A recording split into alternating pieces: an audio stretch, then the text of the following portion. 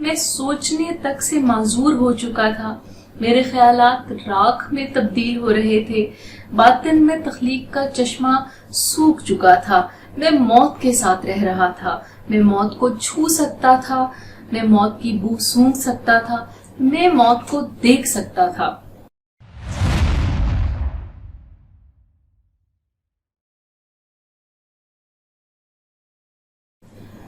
ہر شاہ سوار کبھی نہ کبھی زمین بوس ہو جاتا ہے، موت اپنے ساتھ محبت اور شکست کی یادیں ساتھ لے کر آتی ہے۔ یہ اقتباس نجیب محفوظ کے مشہور ناول افراح القبا، جس کا ترجمہ شادیانے کے نام سے فہمیدہ ریاض صاحبہ نے کیا ہے اور جس کو آصف فرخی صاحب کے ادارے شہرزاد پبلیکیشنز نے شائع کیا ہے۔ نجیب محفوظ، جنہیں مصر کا تخلیقی ضمیر کہا جاتا ہے اور جو اپنے مصر کے سیاسی، سماجی اور معاشی حالات کے ایسے عکاس رہے ہیں کہ جن کی تحریروں میں ہمیں نہ صرف مصر جیتا جاگتا نظر آتا ہے بلکہ مصر کی سماجی زندگی کے وہ مسائل بھی بڑے واضح ہو کر سامنے آتے ہیں کہ جن پر لکھتے ہوئے یا کسی بھی ملک کے معاشی مسائل پر، سیاسی مسائل پر، سماجی مسائل پر، تہذیبی مسائل پر لکھنا اگرچہ آسان نہیں ہوتا، اور نجیب محفوظ نے بڑی بے باکی کے ساتھ اور بڑے خوب اسلوب کے ساتھ اور بڑے جمے ہوئے انداز سے اپنے ناولوں میں جس طرح سے اپنا تخلیقی اظہار کیا ہے وہ قابل تحسین ہے۔ اور شادیانے کے نام سے یہ جس ناول کا افراح القبا کا ترجمہ فہمیدہ ریاض صاحبہ نے کیا، یہ نجیب محفوظ کا وہ ناول ہے جس کا پلاٹ بہت چھوٹا سا ہے۔ مصر کی ایک ایسی عکاسی ملتی ہے کہ جس میں ہم دیکھتے ہیں کہ فہمیدہ ریاض صاحبہ لکھتی ہیں کہ یہ کمال بھی نجیب محفوظ کو حاصل ہے کہ وہ اپنے قاری کو پکڑ کر ایک ایسی دنیا میں لے جائیں کہ جہاں امید کی ایک کرن بھی دکھائی نہیں دیتی۔ تو یہی اس ناول کا کمال ہے کہ اس ناول میں نجیب محفوظ نے ایک ایسی ہی حالات کا، ایک ایسی ہی پلاٹ کا، ایک ایسی ہی کہانی کا دروا کیا ہے کہ جس میں ہم دیکھتے ہیں کہ ایک ایسا کردار ہے جو عباس کا کردار ہے اور جو کہانی کا مرکزی کردار ہے، اور عباس کرم یونس اس کردار کا نام ہے، جو ایک ایسی کہانی تخلیق کرتا ہے جو سٹیج پر جاتی ہے اور مشہور ہو جاتی ہے، اور کہانی کا یہ مصنف خود منظر عام سے غائب ہو جاتا ہے۔ تو کہانی کیا ہے، یا ناول کی کہانی پر اگر ہم بات کریں تو ناول کے 4 بنیادی کردار ہیں۔ فہمیدہ ریاض صاحبہ نے اس ناول کا دباچہ قلب عرب کی روشنی کے نام سے تحریر کیا ہے، اور یہ وہ دباچہ ہے جو بڑا مفصل ہے اور بڑا جامع ہے، اور جس میں نجیب محفوظ کے حوالے سے کئی حقائق بھی بیان کیے گئے ہیں، اور ان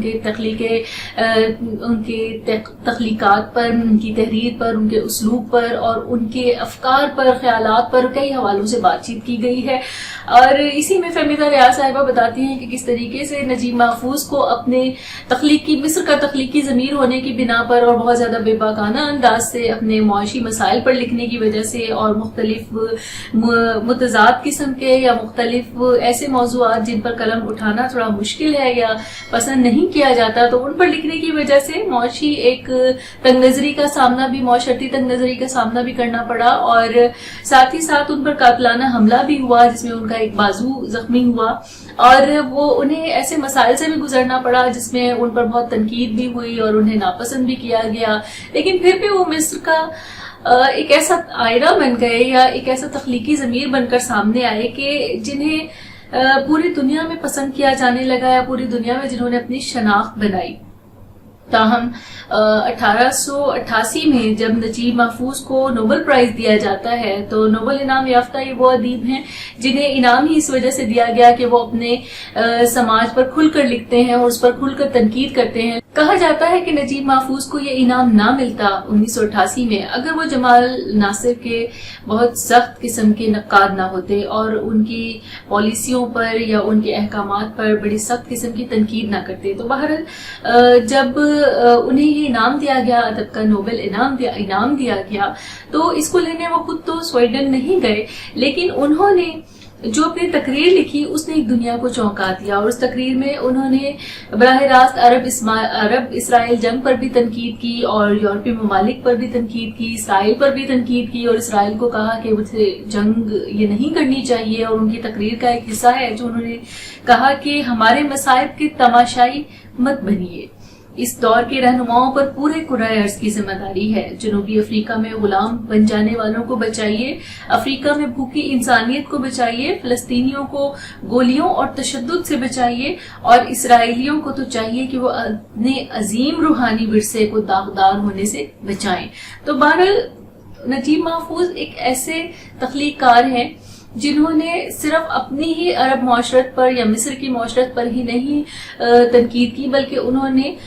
پوری دنیا میں اس غاصبانہ نظام پر یا اس تسلط پر یا اس سامراجیت پر بھی تنقید کی جو کہ دنیا میں ابھی تک تاحال جاری ہے۔ بہرحال تو نجیب محفوظ کی اس ناول پر بات کرتے ہیں کہ اس ناول میں ایسا کیا ہے۔ تو ناول بہت چھوٹے سے پلاٹ پر مشتمل ہے، 4 ناول کے کردار ہیں، جس میں جو 4 کردار ہیں وہ ایک طارق رمضان کا کردار ہے، ایک کرم یونس کا کردار ہے، ایک اس کی بیوی حلیمہ الکبش کا کردار ہے، اسی طرح سے ایک عباس کرم یونس کا کردار ہے جو حلیمہ اور کرم یونس کا بیٹا ہے۔ تو کہانی کیا ہے اس ناول کی اور کیوں یہ اتنا معروف ہوا، اتنا مقبول ہوا؟ کہانی طارق رمضان سے شروع ہوتی ہے جو کہ ناول کے شروع میں ہی ایک ہنگامہ کرتا ہے کہ اس کی محبوبہ جو خاتون تھی اس کو عباس نے مار ڈالا ہے، اور کیونکہ ہم دیکھتے ہیں کہ طارق جو ہے وہ ایک تھیٹر میں کام کرتا ہے، اور اس تھیٹر میں کبھی نہ کبھی تاہیہ نام کی خاتون اس کے ساتھ کام کرتی رہی ہے، اور اب وہ کردار کیونکہ تاہیہ نے عباس سے شادی کی اور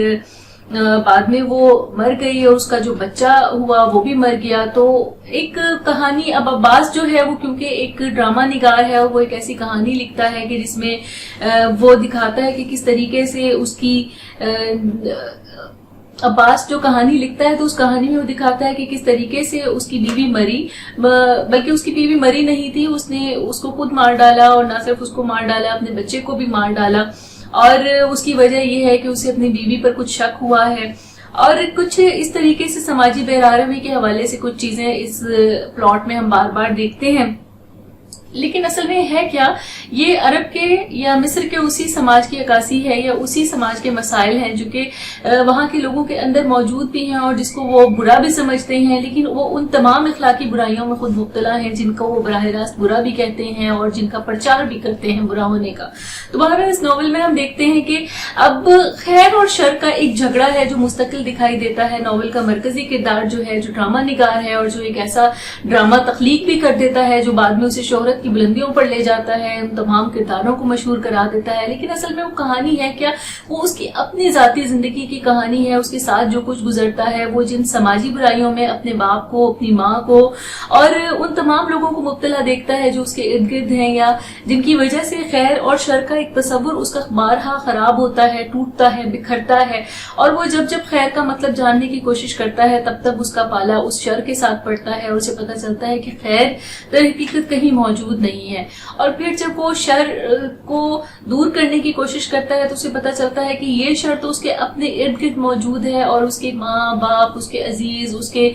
سب ارد گرد کے لوگ ان تمام سماجی برائیوں میں اخلاقی بے راہ روی کا شکار ہیں، ان تمام چیزوں کا شکار ہیں جن کو وہ پسند نہیں کرتا ہے، جن سے وہ دور رہنا چاہتا ہے۔ بہرحال ایک ایسا کردار جو سارا وقت جلتا رہتا ہے، کٹتا رہتا ہے، اور تبھی وہ تاہیہ نام کی اس خاتون سے شادی بھی کر لیتا ہے جو کہ طارق رمضان کے ساتھ کبھی نہ کبھی اپنا وقت گزارتی رہی ہے اور جو کہ خود اس سے تنگ ہے اور وہ اس کو پناہ دینے کے لیے اس سے شادی بھی کرتا ہے،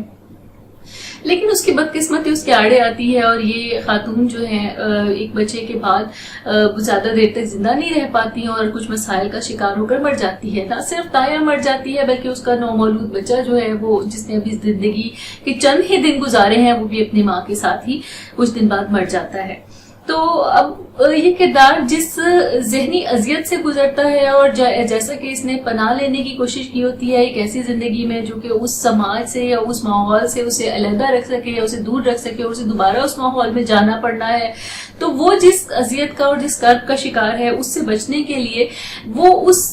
وہ اپنا کتھارسس کرتا ہے اور سب کو ایک تخلیق کی شکل میں یا ایک ڈرامے کی شکل میں لکھ دیتا ہے جو کچھ اس کے ساتھ بیتی ہوتی ہے.